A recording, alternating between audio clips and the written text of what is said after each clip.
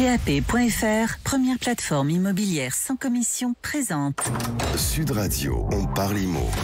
Nous sommes presque en vacances. Peut-être avez-vous prévu de changer de domicile l'année prochaine et vous vous apprêtez à déménager. Est-ce que ça va vous coûter plus cher qu'avant? Est-ce que l'inflation touche aussi les déménagements? On va se poser la question avec Marc Ezrati et ses invités. Mais tout de suite, place au journal de l'immobilier. Sud Radio, on parle IMO, le journal.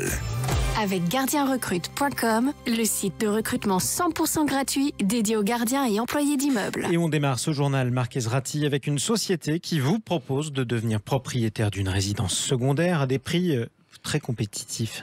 Et bonjour Jean-Marie, je vous avais pas salué tout à l'heure. Si je vous proposais, mon cher Jean-Marie, un appartement de 75 mètres carrés situé à Cagnes-sur-Mer, dans les Alpes-Maritimes, entièrement rénové, disposant d'une terrasse de 30 mètres carrés, le tout vue mer, au pied des plages, vous me direz probablement, rêve inaccessible. Eh bien, détrompez-vous, car ce bien, je l'ai déniché à seulement 735 € le mètre carré. Comment est-ce possible? C'est le rez-de-chaussée d'une prison ou... Pas du tout. La société Prélo, avec 2 L O à la fin, qui est spécialisée, en fait, ils ont développé un concept d'achat de résidence secondaire à plusieurs. Vous serez 8 propriétaires à vous partager cet appartement et vous pourrez en profiter 45 jours par an. Bon, c'est pas mal. Donc on a 45 jours, oui, c'est un mois. Un mois et demi. Bon, j'espère que c'est les autres qui prennent leurs vacances pendant l'automne. On verra bien ça. Allez, ça demande aussi beaucoup d'organisation avec ses copropriétaires. On poursuit quand même, Marc, avec l'histoire d'une institutrice, c'est près de Nancy, qui a vu son compteur d'eau s'affoler. Et l'histoire s'est déroulée près de Nancy. Une institutrice qui vit seule dans un F3 aurait consommé en 2021 près de 200 mètres cubes d'eau, alors que pour une personne seule qui aurait un usage normal de l'eau, on considère que ça consomme entre 45 et 50 mètres cubes.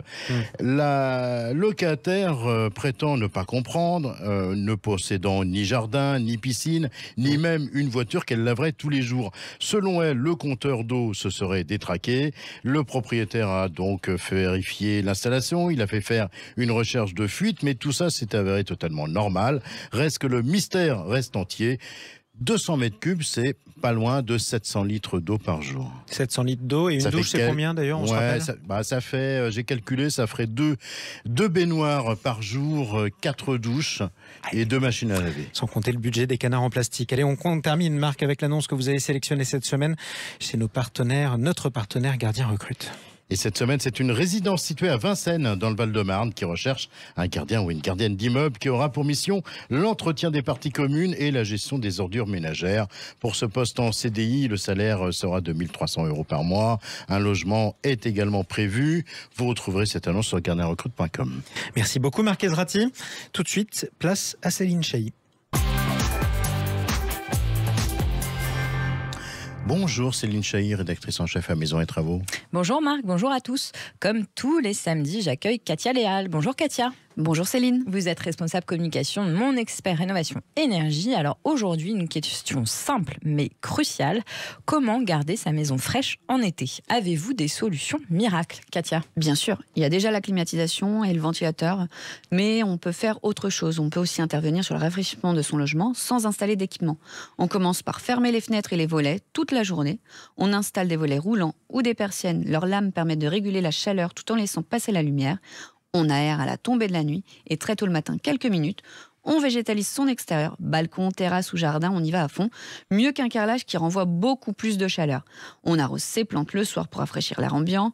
On évite d'utiliser des appareils électriques qui produisent eux-mêmes de la chaleur. Alors, pas d'ordi, ni console, même pas d'appareil de cuisine. On mange salade, c'est mieux pour le body summer. Puis le meilleur geste encore est d'isoler sa maison pour avoir un meilleur confort en été comme en hiver. Et c'est éligible à la prime énergie et à ma prime rénov'. Merci Katia. Marc, avant de se quitter, juste un chiffre que vous allez fortement apprécier parce qu'il est extrêmement parlant et significatif. Alors 750 €, c'est l'économie annuelle, 750 €, c'est énorme, qui peut être réalisée sur sa facture d'électricité grâce à 17 mètres carrés de panneaux photovoltaïques pour une puissance de 2,6 kW crête. Ça fait réfléchir, non? Ça fait réfléchir. Alors merci. après, c'est sûr que quand on est en appartement, c'est un petit peu plus compliqué, les panneaux photovoltaïques. Merci beaucoup Céline Chahi, rédactrice en chef à Maison et Travaux. Merci à vous également Katia Léal, responsable communication de Mon Expert Rénovation Énergie. Est-ce que le déménagement va nous coûter plus cher l'an prochain? C'est la question qu'on va se poser avec Marc Ezrati et son invité. Restez avec nous. On parle IMO, votre rendez-vous 100% immobilier. À tout de suite sur Sud Radio. Sud Radio, le Mac de l'IMO, décryptage et tendance de l'immobilier. Avec mon expert rénovation énergie.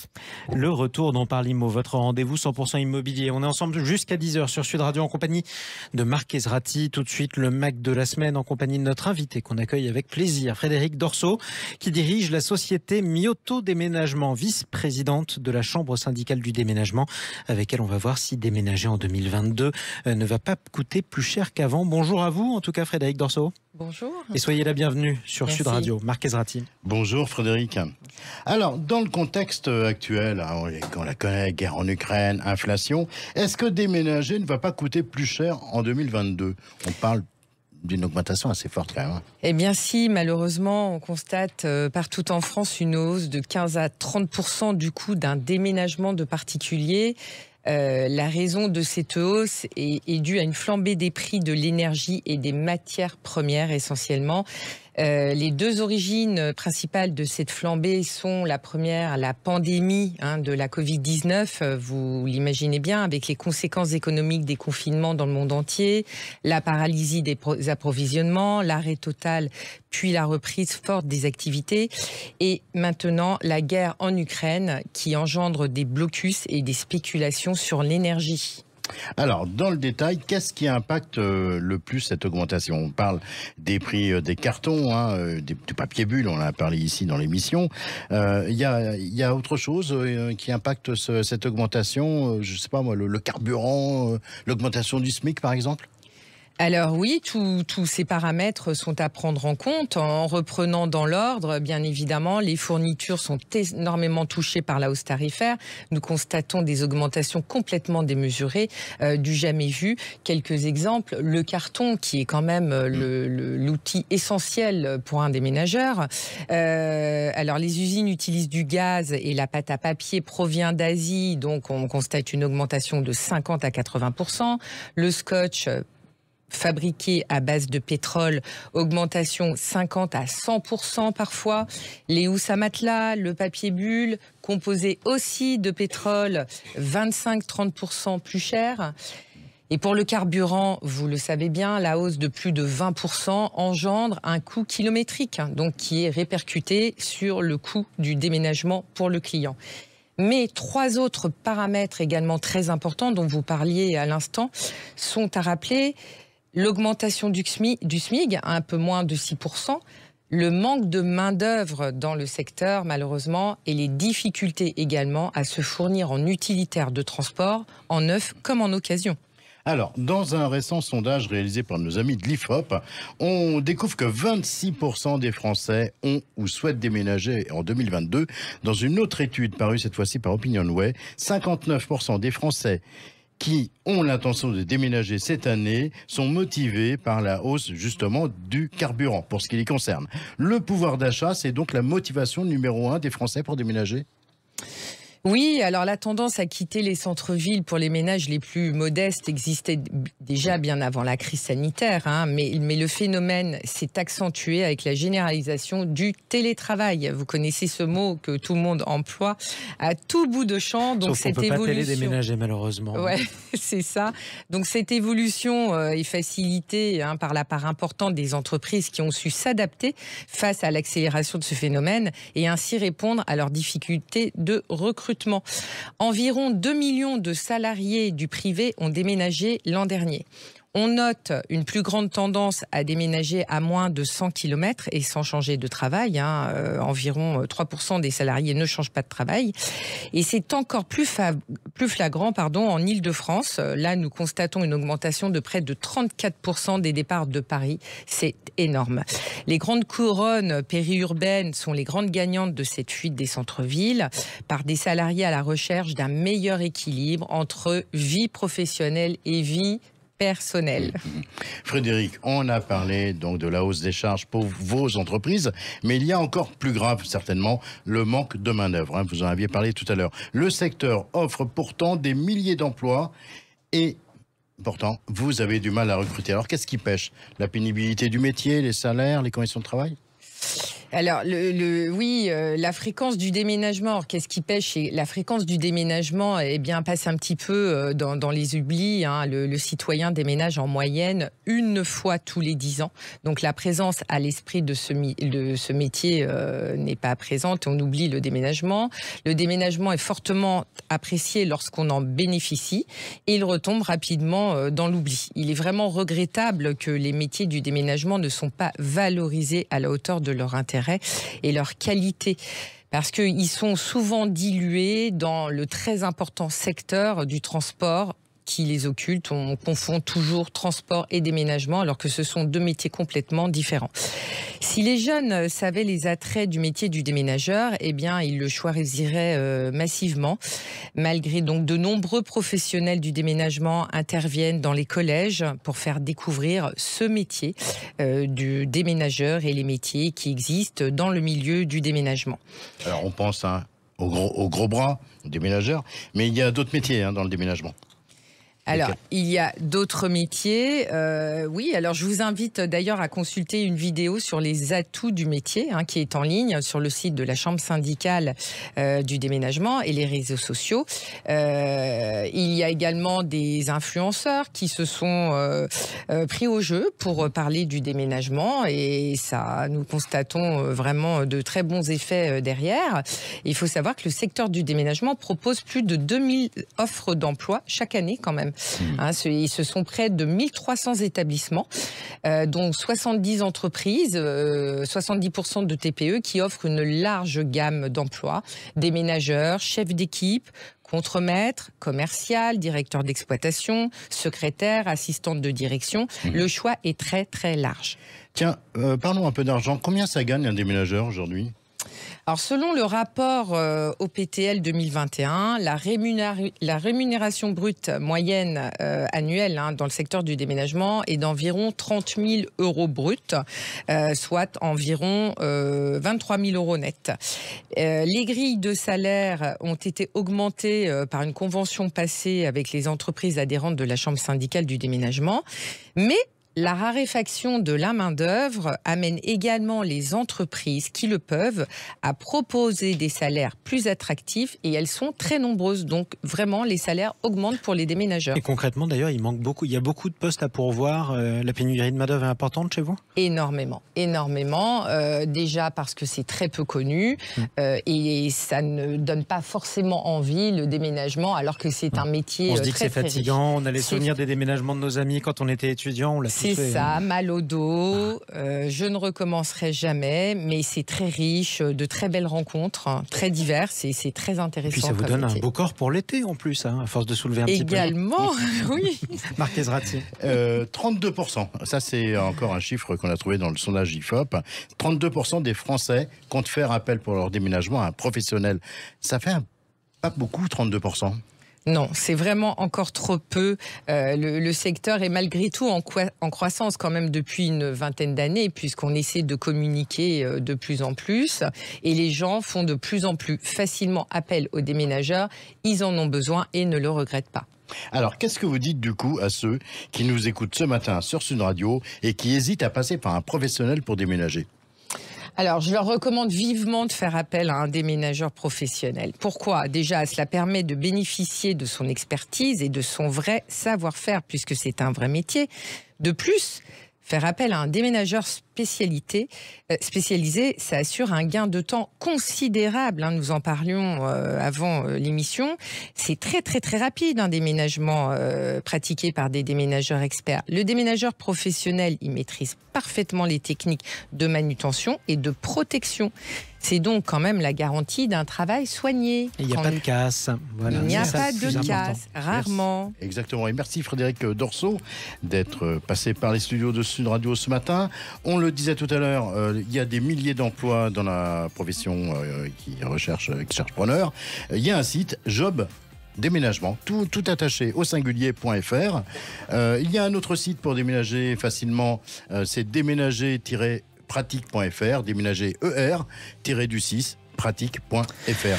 Job.déménagement.fr. Merci beaucoup en tout cas Frédéric Dorso. Jobdéménagement.fr. Jobdéménagement.fr. Bon, job, déménagement, vous allez sur Google les amis, a priori vous trouverez. Merci à vous Frédéric Dorso. Merci bien. Une prochaine fois si on change de studio sur Sud Radio, on fera appel à vos amis. On essaiera en tout cas. Avec plaisir. Restez avec nous, on parle IMO, votre rendez-vous 100% immobilier sur Sud Radio. On se retrouve dans un instant avec Marc Ezrati et Corinne Joly de Particulier à Particulier. À tout de suite. PAP.fr, première plateforme immobilière sans commission présente. Sud Radio, on parle IMO.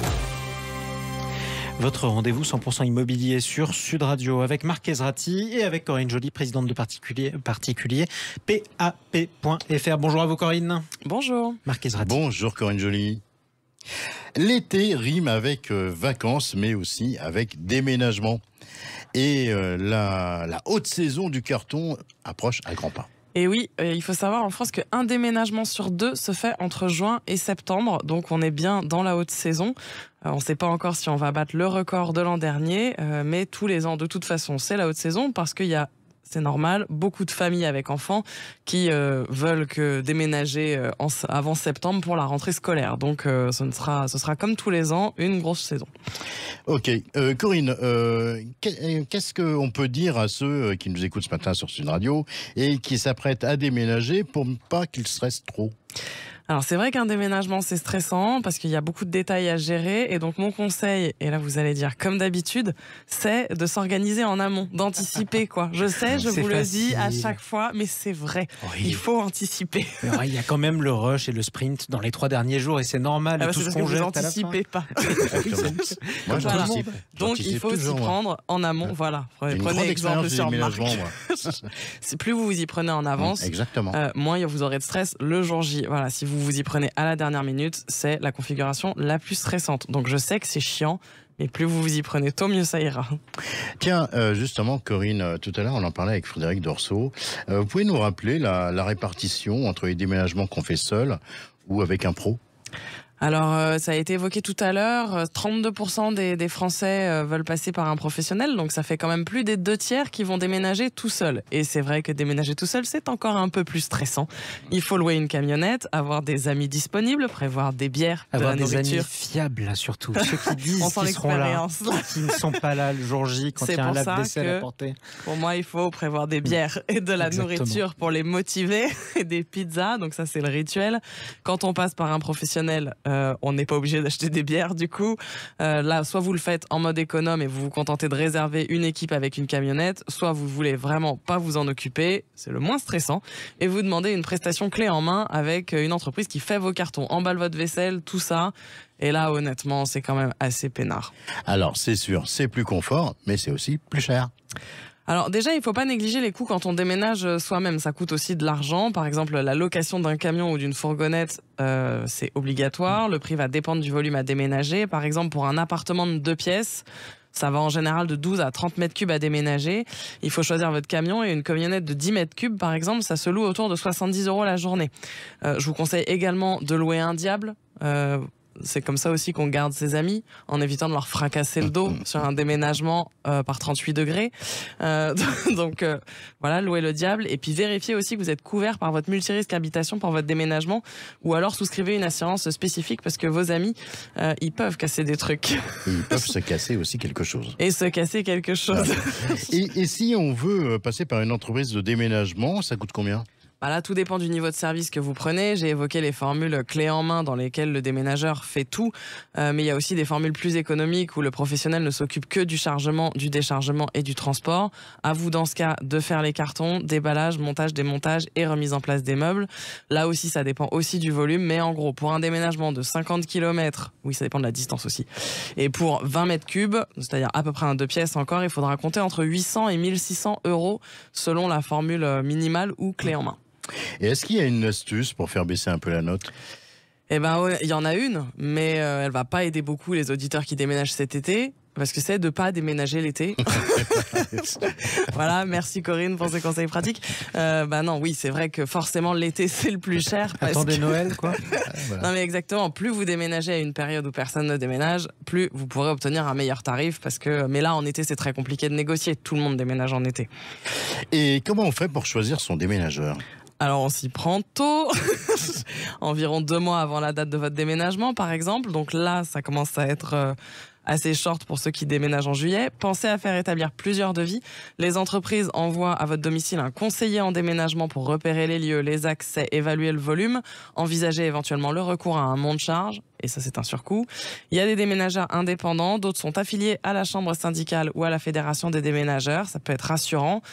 Si vous partez sur une formule low cost avec juste des bras et un camion, alors là il n'y a pas de devis chez vous, tout se passe en ligne sur internet, vous devez estimer vous-même votre volume, et s'il y a un écart, vous pourrez payer un complément le jour du déménagement. Et Corinne, qu'est-ce qu'on fait en cas de casse ou si des affaires disparaissent ? Est-ce qu'on est garanti ? Est-ce qu'on est assuré ? Oui, avant le déménagement, c'est vraiment indispensable de déclarer la valeur globale de votre mobilier. Le déménageur va d'ailleurs vous le demander. S'il ne le fait pas, c'est louche. Les objets les plus précieux doivent faire l'objet d'une déclaration complémentaire. En cas de perte ou de casse, vous êtes indemnisé. Mais bien souvent, évidemment, il y a un plafond. Si vous estimez que la garantie offerte par le déménageur n'est pas suffisante, vous pouvez souscrire une extension de garantie pour être indemnisé sur la valeur réelle de l'objet. Dernière question Corinne, quand on est en ville, il faut déclarer le déménagement à la mairie. Dans la plupart des communes, oui, les mairies imposent de demander une autorisation spéciale de stationnement lorsqu'on déménage. Donc c'est en mairie que ça se passe. Il y a des communes qui proposent de faire la procédure sur Internet, d'autres c'est par courrier. La démarche doit être entreprise au moins 2 semaines avant le déménagement. Donc là aussi, il faut anticiper. Et puis en général, quand c'est accompli, c'est un agent municipal qui vient baliser le terrain 48 heures avant avec des panneaux ou des barrières et puis un dispositif d'affichage. Ça a un gros intérêt, ça permet d'éviter de se prendre un PV le jour du déménagement. Merci Corinne Joly. Sud Radio, on parle IMO. Tout de suite, on déménage dans le bien coup de cœur avec Corinne Joly. Corinne, où est-ce qu'on part ce matin ? On part en Corrèze, dans le centre de la petite ville d'Obja. C'est à une vingtaine de kilomètres de Brive-la-Gaillarde et il y a une gare TER encore active. Donc ça, c'est très bien.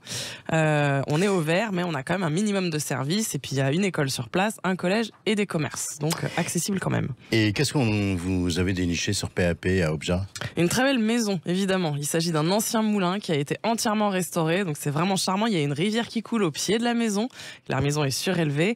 Elle est grande. Elle fait 240 mètres carrés. Il y a 2 séjours. 5 chambres, un bureau, elle est en parfait état, il n'y a pas de travaux à faire, des jolis extérieurs avec un jardin qui fait 583 mètres carrés avec terrasse, un four à pain, une piscine hors sol, enfin l'environnement est conte de fées, quoi. Voilà, on a envie sympa. de le visiter à ce moment-là. Le DPE, la maison est classée C, donc c'est quand même très performant pour une maison ancienne et c'est la preuve que la rénovation a été bien faite. Et le prix ? 280 000 €, donc on est à 1167 € du mètre carré. La construction d'une maison équivalente de nos jours et sans le cachet de l'ancien, ça reviendrait plus cher. Donc c'est quand même vraiment intéressant. C'est une maison qui peut convenir à de nombreux usages, résidence secondaire, évidemment, vacances, week-end ou projet de chambre d'hôte. Donc comme ça, vous pouvez vous y installer à plein de temps. Exactement. Merci Corinne Joly. Les images de ce bien, on les retrouve comme d'hab après la fin de l'émission sur les réseaux sociaux de Sud Radio. On peut appeler notre standard également 0826 300 300. Et tout de suite, place à Frédéric Fougera. Sud Radio, on parle IMO, les 48 secondes. Avec Techway by Foncia pour vivre dans un environnement sûr et sain. Bonjour Frédéric Fougera, directeur de la communication du groupe Emeria. Frédéric, je souhaite vendre mon appartement, mais je dois calculer sa surface en loi carrée. De quoi il s'agit ? Bonjour Marc. La loi Carrez, qui porte le nom de l'ancien député du Val-de-Marne, Gilles Carrez, fête cette année ses 25 ans. Mais que signifie calculer la superficie d'un bien en loi Carrez ? Cette loi, entrée en vigueur en 1997, est un diagnostic qui permet d'attester de la surface privative d'un bien après déduction des surfaces occupées, les murs, les cloisons, les marches, la cage d'escalier, l'embrasure des portes ou des fenêtres. On dit alors que l'on calcule la surface plancher d'un bien. La superficie loi Carrez est obligatoire en cas de vente dès lors que le bien est situé dans un immeuble en copropriété et que sa surface est d'au moins 8 mètres carrés. Il est important de bien calculer, car comme vous le savez, c'est cette superficie qui principalement déterminera le prix de votre bien. Les maisons individuelles, elles, ne sont pas soumises à cette loi. La loi Carrez calcule la surface de plancher privatif fermé d'une hauteur minimum de 1,80 m. Dans le calcul, il ne sera donc pas tenu compte des surfaces où la hauteur est inférieure à 1,80 m. La loi n'impose pas au propriétaire d'avoir recours à un professionnel pour calculer cette superficie, mais il peut le faire lui-même. Cependant, ces mesures faisant référence à des textes de loi, il est fortement recommandé de confier cette tâche à un diagnostiqueur immobilier. C'est une sécurité, et notamment en cas de contestation de l'acheteur après la vente. Voilà Marc, vous savez désormais ce qu'est la loi Carrez et pourquoi et quand il est obligatoire de s'y conformer lors de la vente d'un bien immobilier. Merci Frédéric Fougera, et à la semaine prochaine. On rappelle à ceux qui nous écoutent qu'ils peuvent revoir cette chronique sur la playlist TechWay sur la chaîne YouTube d'Emeria. Merci à vous Marc Ezrati. On vous retrouve avec Corinne Joly samedi prochain. Oui, et on va parler de cambriolage. Oui, comment anticiper les cambriolages. Juste Ce avant sera les le mot de la vacances. journée. Merci à vous Corinne Joly. Vous serez toutes et tous en compagnie de Laurence Garcia la semaine prochaine. À bientôt. Sud Radio, on parle IMO. Avec PAP.fr, première plateforme immobilière sans commission.